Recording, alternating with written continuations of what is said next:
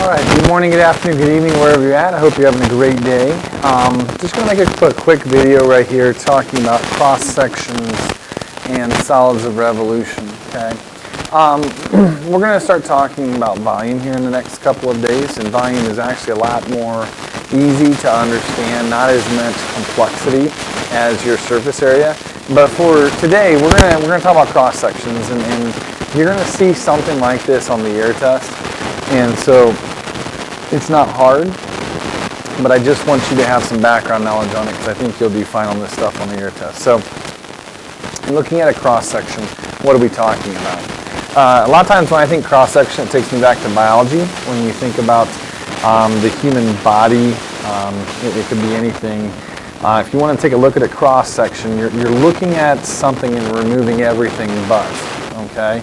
A lot of times it's cutting something through and looking inside, all right? Which is why the human body comes to mind when I think about the cross-section of something. And so when I take a look back at the paper, we're going to speak of cross-sections in the terms of geometry.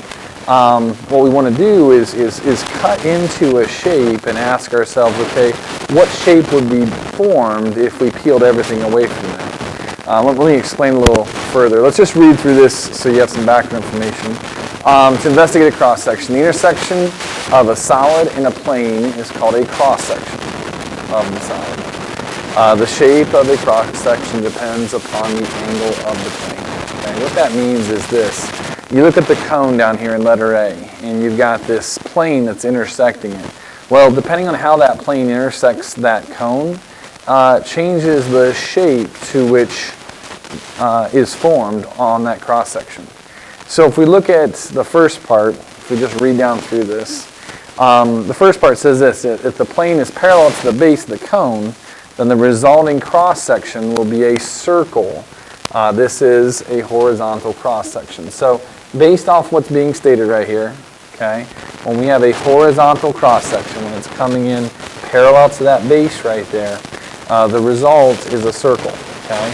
So it'd be kind of like if I peel off this top part, okay, and peel off the bottom part, the shape that we would look at is at this part right here, okay? And it's always going to be a circle. It doesn't matter if I cut horizontally right there, if I cut horizontally down here, this will be a circle down here as well, okay? But a horizontal cross-section will always be in the shape of whatever the base is. Now, in the case of a cone, it's not going to be the same shape as the base, but it's going to be a modification. It's going to be a similar shape. It'll be smaller than the base of the cone. Okay. So, if we take a look at the next part, and we may already be doing so, here's what we have.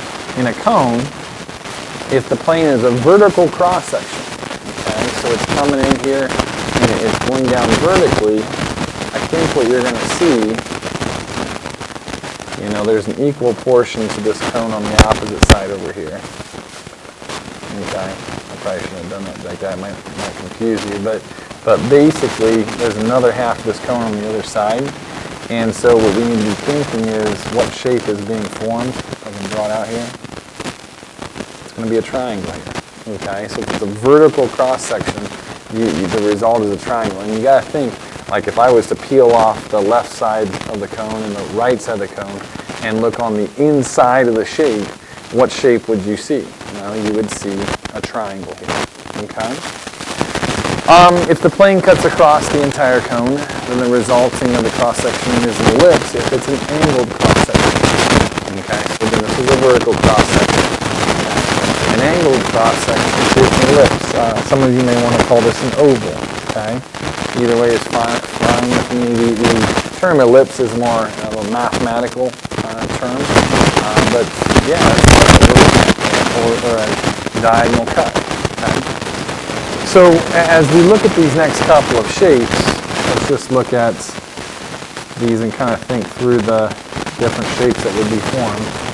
Okay, they make it really simple for you. They're looking at a cylinder here, and they actually show what's going on. If I was to give this on a test or quiz, I would not show it, but if you look here, we've got dotted lines to outline. Well, what shape is that?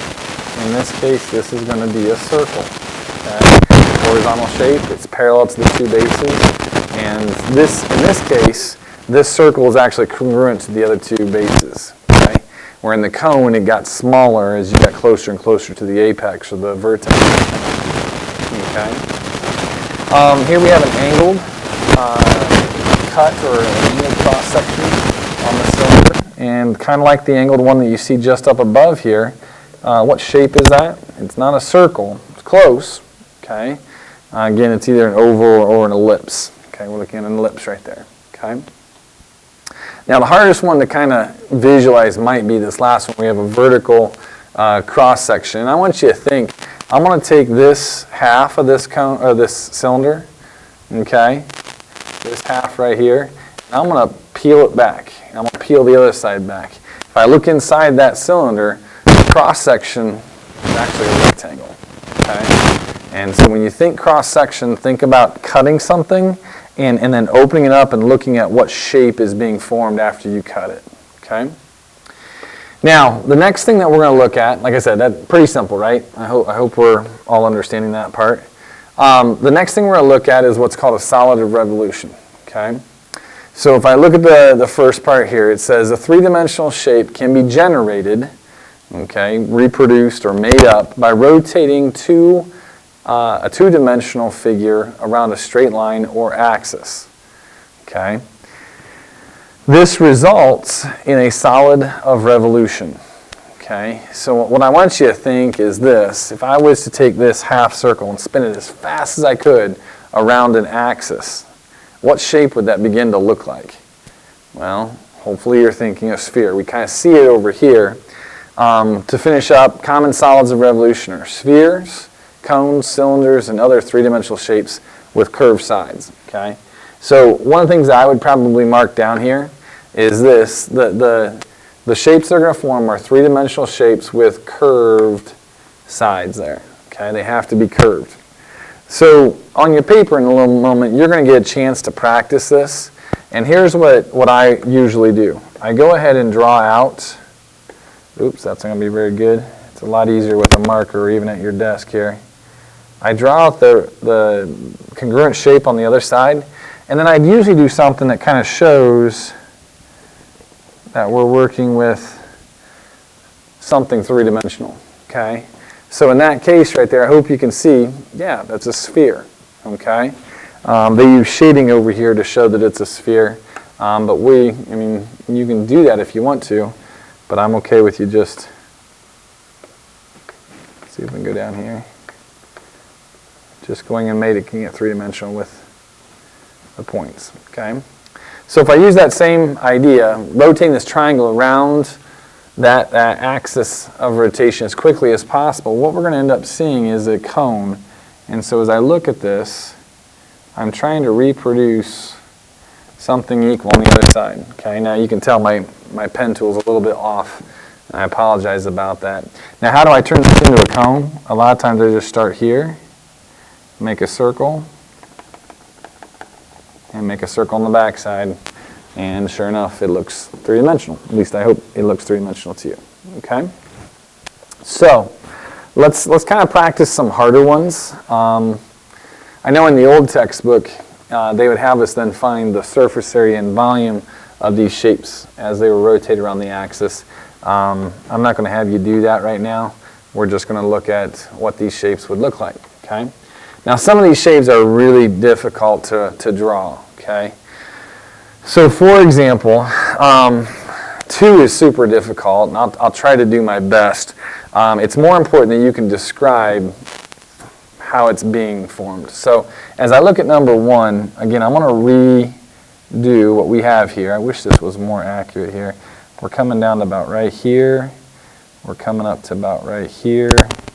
And I'm going to curve this just a little bit. And then we're going to go right back to that. And right back to that. So what would this look like? Well, this would look like a cone with a hollow cone center. I hope that's making sense to you. So if I was to do this, just a dot, dot, dot, dot, dot, dot, dot, dot. This is inside. Okay, this would be the outside.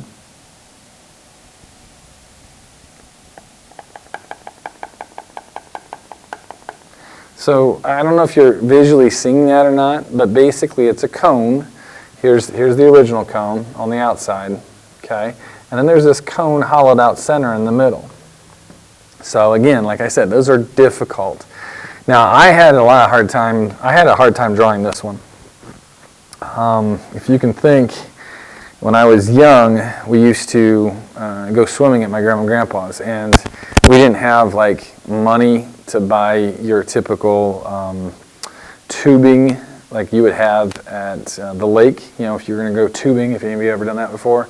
And so Grandpa had these old tractor tubes, and he would duct tape the valve stem to the tube so we wouldn't puncture us, right, while we're out having fun in the pond. And then that's what this shape is going to look like. It's going to look like an inner tube, okay? I'll try to draw it. So if I kind of mirror this, there's a point there. Let's see here. We're going to go all the way over here. I'm going to try to make a circle with this.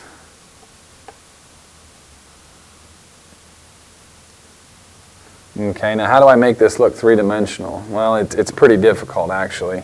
You would not see these inner curved parts, but it would look something like this.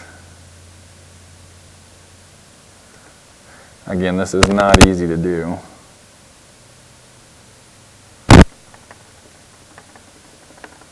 Okay, I don't know, that it looks terrible with my board how off it is, but just if you would put down inner tube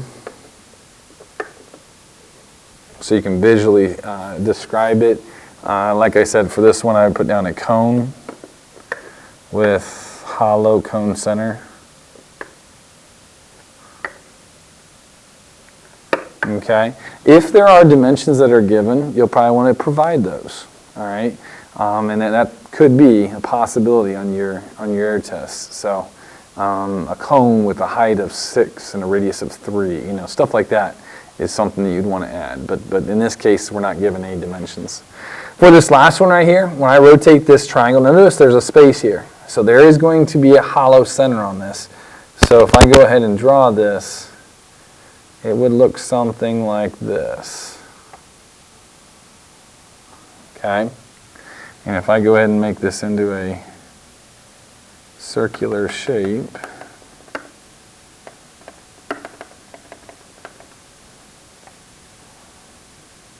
so how would you describe that? Okay. Well, I just pretty much say it's a volcano. Okay. But I would say it's a cone with hollow cylinder middle.